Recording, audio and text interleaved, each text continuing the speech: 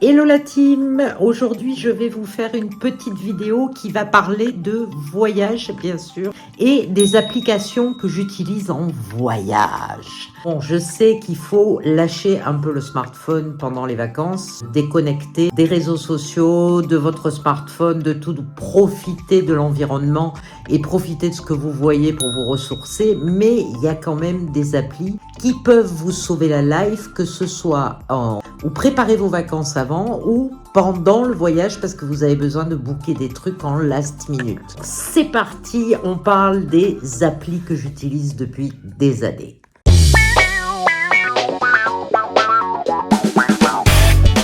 On va commencer par les applis pour réserver des vols.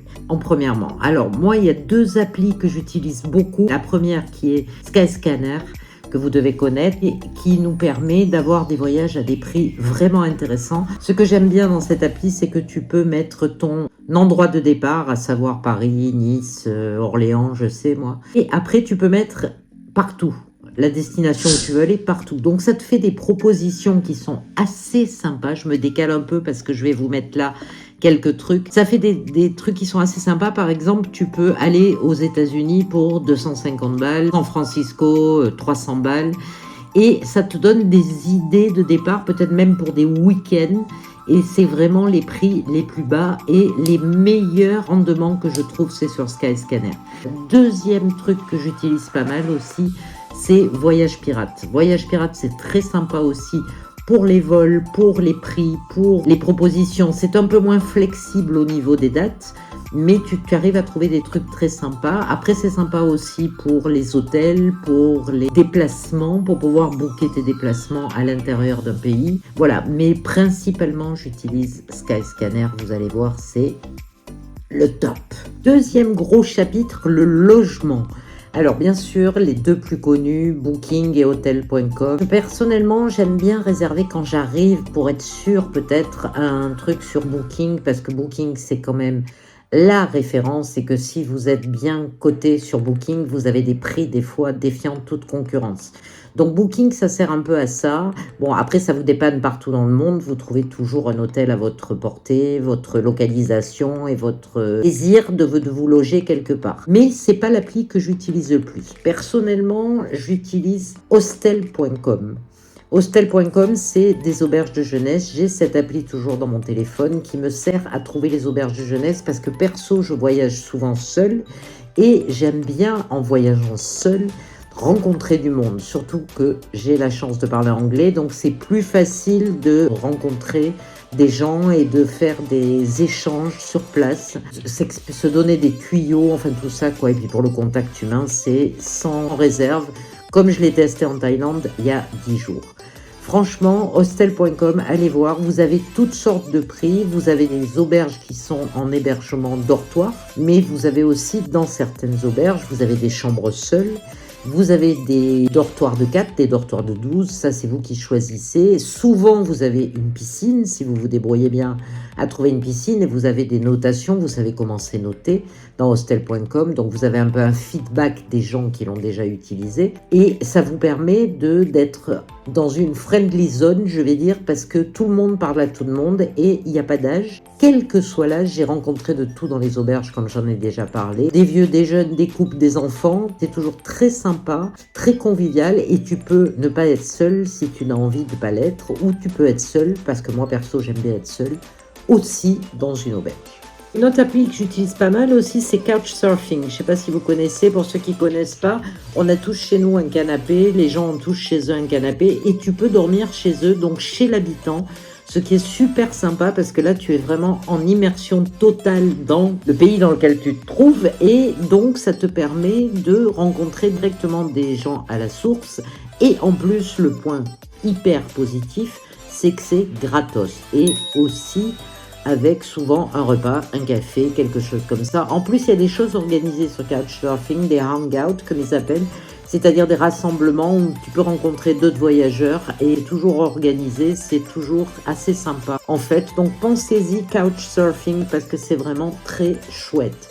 Après, il y a évidemment le mastodonte Airbnb Perso, j'utilise pas trop parce que je voyage beaucoup seule, mais ça peut être sympa quand tu voyages à plusieurs d'avoir un appartement entier ou aussi une chambre chez quelqu'un, ce qui te permettra aussi de rencontrer du monde. Après, Airbnb organise pas mal de choses. Tu peux aussi te débrouiller pour faire des cours de cuisine, des cours de photo, des cours de yoga. Il y a plein de choses sur le site que j'ai pas encore testé, mais qui paraît-il marchent à donf. Donc n'hésite pas aussi sur Airbnb.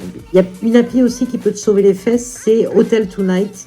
C'est une appli qui te permet de trouver un hôtel en last minute quand tu arrives dans un endroit, tu es en galère ou tu as eu une mauvaise réservation, tu es à la rue. Donc tu vas sur Hotel Tonight, c'est pas mal fait, ça te géolocalise les hôtels autour de toi où il y aurait des disponibilités urgentes. Pensez à Hotel Tonight, ça peut vous sauver les miches. Alors, je continue sur toutes les applis qui sont pour les déplacements. Par exemple, Maps.me, qui est un de mes préférés. Donc, tu télécharges les plans à l'avance et après, tu peux te déplacer sans 4G, sans Internet, sans rien. Ça m'est arrivé au Mexique pour aller de Cancun à Mérida, dans le nord de Yucatan. J'ai utilisé Maps.me et ça m'a mené sur la route parce que j'avais téléchargé le plan auparavant quand j'étais en 4G ou en Wi-Fi. Et ça vous amène partout, là où vous voulez. C'est vachement bien fait, c'est très facile à utiliser. C'est un GPS gratos que vous pouvez avoir sur votre téléphone et qui vous permet de vous amener du point A au point B, ce qui est le but en fait. Il y en a un autre aussi qui s'appelle Citymapper qui vous permet de vous repérer dans les métros et les villes. Ce qui est super intéressant parce que vous arrivez à New York, vous arrivez à New Delhi par exemple, qui est une ville de malade mental, vous pouvez vous repérer en ville et dans le métro, ce qui n'est pas rien dans une ville de 12 à 13 millions d'habitants. Et oui, je sais, ça rigole pas en Inde. Donc, pensez à Citymapper, c'est super utile. La dernière dont je vous parlerai, c'est Park4Night. Pour tous ceux qui voyagent ou en bagnole ou en van ou quoi que ce soit, c'est une appli qui vous donne les endroits où vous pouvez vous arrêter pour la nuit, pour poser votre van, pour poser votre bagnole et dormir. C'est quand même hyper génial parce que vous avez une localisation autour de vous de tous les endroits où vous êtes en sécurité pour vous parquer et dormir. Donc ça, pour les itinérants, c'est top moumoute. Il faut quand même un peu parler aussi des déplacements en VTC. Donc moi, j'ai toute une série d'applis que je vous mets là. Uber, bien sûr, qui est connu et qui marche dans le monde entier, ou quasi dans le monde entier. Ce qui est sûr, c'est qu'il ne marche pas en Indonésie, ni même en Asie. C'est très rare d'en trouver. Donc vous êtes mieux en Asie de télécharger Grab qui marche très très bien, qui vous permettra comme Uber d'aller du point A au point B, qui est moins cher qu'un taxi évidemment. Après il y a Gojek en Indonésie qui est purement indonésien, qui est encore moins cher que Grab, donc c'est à télécharger aussi. Après vous avez Bolt que j'ai utilisé en Thaïlande, que j'ai utilisé au Portugal, donc vous avez un certain nombre de choix. C'est toujours bon d'avoir ces applis dans le téléphone, une arrivée tardive à l'aéroport, en galère dans un endroit où il n'y a pas de taxi, hop, t'as tes applis, t'as ta 4G, tout va bien, tu peux appeler qui tu veux. Sauvé. Je passe à la partie bouffe parce qu'on est français, faut pas déconner non plus. Il y a certaines applications qui sont vraiment sympas, comme La Fourchette, qui est à la base une application française, mais qui marche dans le monde entier. Vous avez plein d'avis, plein de trucs, et sûrement quand vous avez faim, ça peut être une bonne idée d'aller jeter un œil sur La Fourchette. C'est une application très sympa, très facile d'utilisation. Géologue autour de vous, toujours le même système. Après, vous avez Apico. Si vous aimez la bouffe végétarienne, vegan, ça vous met facilement autour de vous ce qui se passe en restaurant vegan, végétarien. Donc ça peut être sympa. Après, on le soit pas, c'est encore autre chose. Dans le plan, maintenant, je dirais financier, moi j'aime bien utiliser XE, je ne sais pas comment on le prononce, xe.com. C'est pour convertir en monnaie locale. Quand vous êtes devant un mec qui vous dit ça fait 2 millions de dong ou 6 millions de bahts, dites merde, ça fait combien? Tu perds pas 2 heures, tu sors pas la calculette parce que tu te rappelles plus le taux de change, évidemment. Donc tu as XE que tu peux utiliser hors connexion. Donc c'est intéressant d'avoir cette appli dans votre téléphone parce que très rapidement, vous savez que ça va coûter 20 balles, 10 balles ou 2 balles, quoi. Donc XE, très important. Après, je parlerai aussi dans le financier de prendre une carte Revolut, parce que perso, j'ai une Revolut, que je peux utiliser à l'étranger avec laquelle je n'ai pas de frais. ce qui est quand même mieux que ma Mastercard française où je me tape des frais de la mort si je paye à l'étranger avec. Donc Revolut me permet ça, de retirer, de payer, de tout faire avec Revolut à l'étranger. Je le mets en monnaie du pays local ou même sans le mettre en monnaie du pays local, ça marche aussi. Et vous n'avez aucun frais. Rappelez-vous qu'en Thaïlande, par contre, même avec Revolut, vous payez 3% de frais quand vous payez par carte. Ils préfèrent tout ce que vous payez en cash. Mais ça, c'est un gag. Ah bon, après, il y a plein d'autres cartes spéciales pour voyager comme ça. Moi, je retiens Revolut parce que c'est celle que j'ai depuis des années et ça marche. Nickel chrome, les gars. Nickel chrome. Alors là, les gars, je vais vous parler de cybersécurité et de VPN. Alors, qu'est-ce que c'est un VPN? C'est Virtual Private Network, c'est-à-dire c'est un réseau qui te permet de surfer avec tes données qui sont protégées, ce qui n'est pas le cas dans un café quand tu es sur la Wi-Fi du café qui est en non sécurisé. Donc, si tu n'as pas envie que tes données soient récupérées, moi, je te conseille de t'abonner à un VPN parce que où que tu sois, tu pourras être en sécurité.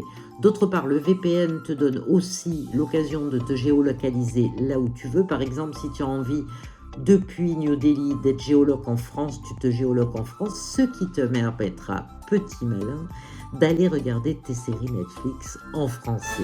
Donc, c'est pas négligeable et c'est pas très très cher. Donc, renseignez-vous sur le VPN. Moi, je vous conseille NordVPN ou HMA, qui veut dire Hide My Ass. C'est pas mal, hein, ils ont trouvé un truc... Voilà, donc c'est des applis qui sont pas très chères et qui vous permettront d'être en sécurité sur vos connexions, où que vous soyez, et de recaler le pays qui vous arrange pour voir vos séries, voir vos trucs, pour pas cher finalement. Bon, après, il y a comment rencontrer des gens. Il y a bien sûr Meetup qui est très sympa, ou Bumble, où vous avez plein de trucs organisés. Vous savez, dans votre coin où vous êtes en géologue, vous savez que vous allez avoir des soirées, des happy hours, je sais pas, plein de trucs. Et c'est assez sympa. Je les ai pas encore beaucoup utilisés, mais Meetup, ça me dit bien. Bumble aussi, bon, Tinder, j'en parle pas parce que c'est pas pour ma catégorie. Et il y a des gens qui se rencontrent aussi par Tinder parce qu'il y a beaucoup de gens locaux sur Tinder et que c'est des fois intéressant de rencontrer des locaux, que ce soit pour le fun ou pas. En tout cas, sortez couverts. Bon, après, il y a les applis, comment rester en contact. J'ai pas dit avec tes dates, mais j'ai dit en contact avec la famille, les amis, avec tout le monde. Alors moi, j'en vois 3, WhatsApp et WhatsApp perso. Parce qu'avant, j'utilisais Skype, mais maintenant, c'est plutôt WhatsApp parce que tu peux avoir des appels audio, des appels vidéo, tu peux envoyer des photos, tu peux créer des groupes, tu peux t'écrire dans une partie family où tu racontes où tu es et tout ce que tu fais. Même les locaux partout utilisent WhatsApp. Donc c'est WhatsApp ou encore WhatsApp. Pour les applications, je dirais dans divers, moi j'ai Petit Bambou qui me permet de faire de la relaxation régulièrement, 10 minutes par jour, qui vous permet de vous recentrer, même si vous êtes en voyage, même si vous êtes détendu. Des fois vous arrivez devant une scène, une vue fantastique et vous avez envie de relaxer devant cet endroit-là, vous avez l'application dans votre téléphone ou pour vous endormir le soir, vous avez une voix qui vous parle. C'est assez génial.